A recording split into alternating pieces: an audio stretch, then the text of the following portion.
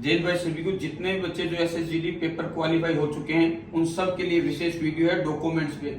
सबसे ज्यादा इसी में फंसते हैं, कई बच्चे सिर्फ डॉक्यूमेंट्स की छोटी सी कमियों के कारण इस भर्ती से बाहर हो जाते हैं। जो अभी बाहर नहीं होंगे वो फाइनल मेरिट से पहले बाहर होंगे, और जो फाइनल मेरिट भी क्रॉस कर जाएंगे वो नौकरी लगने के बाद बाहर होंगे। आपने देखा होगा अभी 5300 बच्चों की लिस्ट जारी हुई थी 2021 और 2023 वाली भर्ती की।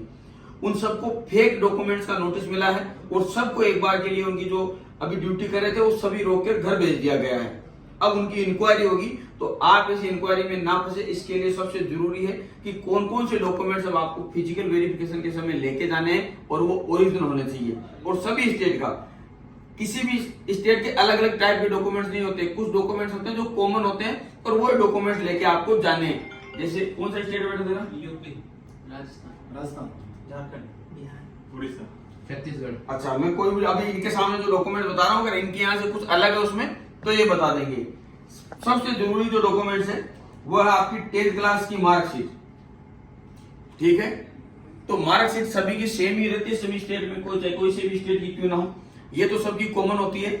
10th क्लास की मार्कशीट होनी चाहिए, भले ही आपके पास 12th की मार्कशीट हो या क्यों, क्योंकि ये जो भर्ती है वो 10th पास है। अगर 12th की आप लेके जाते हैं कॉम्प्लीमेंट्री, इसका कोई अर्थ नहीं निकलेगा। लेके जाओ तो लेके जाओ, नहीं लेके जाओ तो कोई फर्क नहीं पड़ेगा। 10th क्लास की जो मार्कशीट है वो आपकी ओरिजिनल मार्कशीट होनी चाहिए इस प्रकार से। डुप्लीकेट अगर लेके जाओगे तो बाद में फंस जाओगे। आगे जब अभी फिजिकल वाले वेरिफिकेशन में तो निकल जाओगे, लेकिन जब आपकी ज्वाइनिंग होगी वहां पे फंस जाओगे। उसके बाद में जो सबसे मुख्य डॉक्यूमेंट होता है वो होता है डोमिशियल। ये इस प्रकार से राजस्थान का डोमिशियल है, छत्तीसगढ़ उड़ीसा में इस प्रकार का बनता है, डिजिटल बनता है, वो कलर चेंज हो सकता है। तस्वीर नहीं आती है। अच्छा, इसमें तस्वीर आ रही है, कहाँ की तस्वीर नहीं आती? छत्तीसगढ़ में। कहाँ का? छत्तीसगढ़ है तेरा? तुम्हारे नहीं आती है तस्वीर। तो हो सकता है कहीं डोमिशियल में, जैसे इसीलिए इनको बुलाया मैंने कि क्या चेंजिंग है, ताकि आप पता लगा सके कि इसमें तस्वीर है इस बच्चे की। कई स्टेट के जो डोमिशियल है ना उनमें तस्वीर नहीं आती, तो उससे आपको कोई परेशानी नहीं है। अगर आए तो ठीक, ना आए तो ठीक, वो गवर्नमेंट की पॉलिसी है, उससे कोई फर्क नहीं पड़ेगा। लेकिन आपका जो डोमिशियल है वो डिजिटल होना चाहिए। सब जगह डिजिटल है तो डोमिशियल डिजिटल ही है ना, भले वो कितना ही पुराना क्यों ना हो, ये मैटर नहीं करेगा। हाँ, अगर आपके नेम में कुछ मिस्टेक है तो आप अपडेट करा सकते हैं। उसके बाद में आते हैं ओबीसी, एससी, एसटी और ईडब्ल्यूएस। इनकी जो सर्टिफिकेट है, कास्ट सर्टिफिकेट, वो स्टेट का जो सर्टिफिकेट है वो इस प्रकार से बनता है। तुम्हारे वहां पे भी ऐसे बनता है या कुछ अलग? तस्वीर नहीं है, बाकी सेम बनता है। तो एक तो आपके जो स्टेट का कास्ट सर्टिफिकेट है इस प्रकार से, और साथ में आपको चाहिएगा सेंटर का। सेंटर के और स्टेट के में फर्क इतना है कि ये हिंदी में बना होता है और ये इंग्लिश में। आपके जो स्टेट का बनता है वो हिंदी में बनता है या कौन सी लैंग्वेज में? हिंदी और इंग्लिश। लेकिन जो स्टेट, ये सेंट्रल गवर्नमेंट का कास्ट सर्टिफिकेट बनता है ना, तो देखो ऐसा होता है। ये फर्क देख लो तुम, ये है स्टेट का और ये सेंटर का। आपको कौन सा लगाना पड़ेगा? अब यहाँ पता समस्या कहाँ हुई है, कई बच्चों को ये समस्या हुई है कि वो स्टेट में तो ओबीसी में है लेकिन सेंटर में जनरल कैटेगरी में। अब उन्होंने क्या, फॉर्म भरते समय जनरल कैटेगरी की बजाय ओबीसी कर दिए। अब उनके पास में ये सर्टिफिकेट बनेगा नहीं उनका, ये उनका बनेगा जो सेंटर में भी ओबीसी में आते हैं। ठीक है, कई ऐसी कम्युनिटियां हैं जो स्टेट में तो ओबीसी में आती है लेकिन सेंटर में जनरल में आती है। अब ये वैकेंसी किसकी है, स्टेट की या सेंटर की? ये सेंटर की है, इसलिए आपको ये डॉक्यूमेंट्स चाहिए। ये यानी आपको सेंट्रल गवर्नमेंट का कास्ट सर्टिफिकेट आपके पास में होना ही चाहिए। अगर ये नहीं है तो फिर मामला गड़बड़ है, वेरिफिकेशन में आप फंस जाओगे और फाइनली आप बाहर कर दिए जाओगे।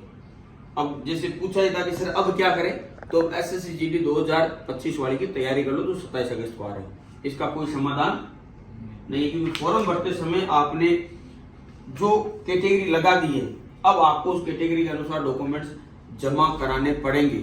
समझ गए बात को? अब उस कैटेगरी के हिसाब से आपको डॉक्यूमेंट्स जमा कराने पड़ेंगे। अब इन जो 4-5 डॉक्यूमेंट्स है, इसके अलावा कई बच्चे पूछ रहे थे आधार कार्ड का। बिल्कुल आधार कार्ड भी जरूरी है, आईडी ये भी आपके पास में होना चाहिए। अगर नहीं है तो करा लेना, साथ में इसमें फोटो अपडेट करा लेना।